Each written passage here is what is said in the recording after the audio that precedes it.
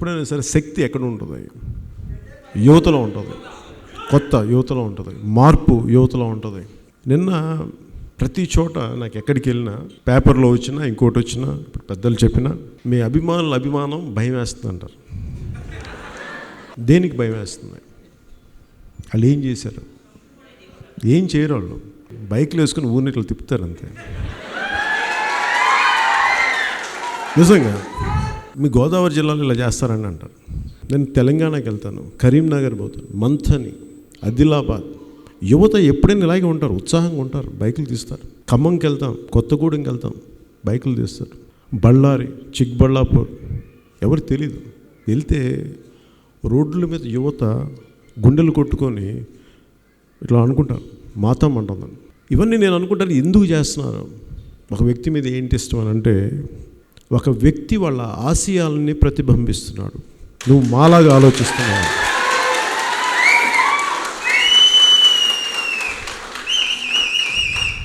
అలా ఆశయాలు ప్రతిబింబించిన వ్యక్తి ఏ రోజున తన అభిమానించే వాళ్ళని తప్పుదోవ పెట్టలేదు. సినిమాల పరంగా కానీ, రాజకీయ పరంగా ఎన్ని పిచ్చి మాటలు నెలల సంవత్సరాల తరబడి తిట్టినా వాళ్ళు అభిమానించే వ్యక్తి ఏ ఒక్క రోజు కూడా వాళ్ళని తప్పుదోవ పట్టను. వెళ్ళి బదులు కొట్టేయండి ఎప్పుడు చెప్పాడు? ఎప్పుడు చెప్పాడు? మరి అలాంటిది వాళ్ళ ఉత్సాహం, బైకు అని చెప్తారు. ఒక ప్రముఖ మాజీ అంటే ఇప్పుడు యాక్టివ్ పాలిటిక్స్లో లేరు, ఆయన అన్న మాటలు ఏంటంటే, మీ వాళ్ళు బైక్లో ఎక్కువ తీసేసి సైలెన్సర్లు తీసి ఎక్కువ చాలా ఇరిటేట్ చేస్తారంటే కరెక్ట్, సౌండ్ పొల్యూషనే. నాకు కూడా చెవులు పగిలిపోతాయి ఒకసారి. కాకపోతే దాని వెనక ఏముందో చూద్దాం. ఎంత క్రైమ్ అది, ఎంత ద్రోహం అది. Compared to special category status ఇస్తామని చెప్పి మాట తప్పిన వాళ్ళకంటే దుర్మార్గులు వీళ్ళు. 15 సీట్లు ఇచ్చిన పశ్చిమ గోదావరికి ఈ రోజు దాకా ఒక చిన్నపాటి బ్రిడ్జ్ చేయలేని దానికంటే తప్ప తెలుగుదేశం ప్రభుత్వం కంటే. 1000 కోట్లు దోచేసిన జగన్ కంటే దుర్మార్గుల. కాల్ చేసి మనుషుల్ని ఈరోజు అసెంబ్లీలో కూర్చున్నారు, వాళ్ళు ఎమ్మెల్యేలుగా ఉన్నారు, వాళ్ళకంటే దుర్మార్గులా వీళ్ళు.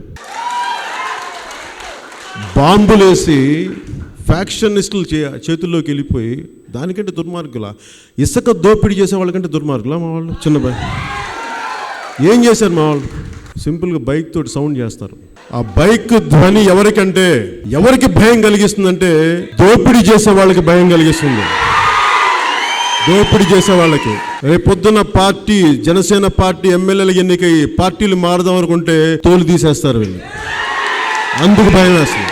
పోలీసులు డబ్బున్న వాళ్ళకి ఒకలాంటి చట్టం, అధికారంలో ఉన్న వాళ్ళకి చట్టం ఒకలాగా మీరు అమలు చేసి, ఏమీ లేని వాళ్ళకి ఇంకోలా అమలు చేస్తే కోపం వస్తుంది. మీరు వాళ్ళకి చట్టాలు అమలు చేయండి, పొలిటికల్ అకౌంటబిలిటీ ఉన్న వాళ్ళకి అమలు చేయండి. అక్కడ చట్టసభల్లో పార్లమెంట్లో కూర్చొని ప్రామిస్ ఇస్తామని చెప్పి స్పెషల్ కేటగిరీ స్టేటస్ వాళ్ళని పట్టుకోండి. అప్పుడు మా వాళ్ళు కూడా పట్టుకోండి.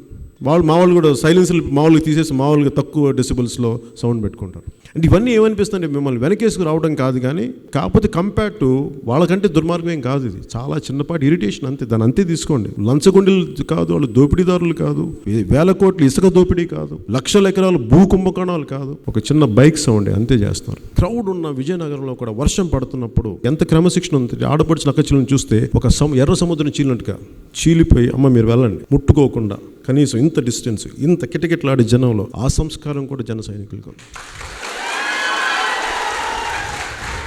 పవన్ కళ్యాణ్ లాంటి వ్యక్తికి అభిమానం, భయపెట్టేంత అభిమానం ఉంది. దాన్ని కరెక్ట్ అట్లా పెట్టండి. ఎవరిని భయపెడతామంటే దోపిడీ చేసే వాళ్ళని భయపెడదాం. పొద్దునే నేను మన వీరవాసరం మండలంలో ఒక మద్యం షాప్ గురించి మాట్లాడుతూ, ఒక చిన్న గ్రామంలో చాలామంది దారులు తాగి మద్యం షాప్ ఉండటం వల్ల ఆడపిల్లల్ని ఏడిపించేస్తున్నారు, చాలా ఇబ్బందిగా ఉంది అంటే దాన్ని తీయించేశారు. దాన్ని తీయించిన జన సైనికులు తీయించారు. పోరాడు. మరి ఈ వార్తలు ఎప్పుడు బయటికి రావు.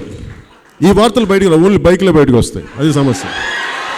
ఎందుకంటే మనల్ని సపోర్ట్ చేసే ప్రసార సాధనాలు లేవు మనకి. మంచిని ఎప్పుడు ఎవరన్నా అమ్మాలి తిట్టండి బాగా చూపిస్తారు, బాగా పచ్చిబూతులు తిట్టండి బాగా చూపిస్తారు, కానీ సమస్య ఉంది ఎవరు చూపించడానికి ఎవరు లేరు. ఎందుకంటే దానివల్ల డబ్బులు లేవంట. సో డబ్బులు ఉంటే మేము ఏ స్థాయికైనా మేము దిగజారిపోతాం. ఆ స్థాయిలో అయిపోయినాయి ప్రసార మాధ్యమాలు. నాకు బాధ కలుగుతుంది. ఒక జగన్మోహన్ రెడ్డి మనకి కాన్స్టిట్యూషన్ రాయలేడు. అది రాయాల్సింది అంబేద్కర్ లాంటి మహానుభావులే రాయాలి.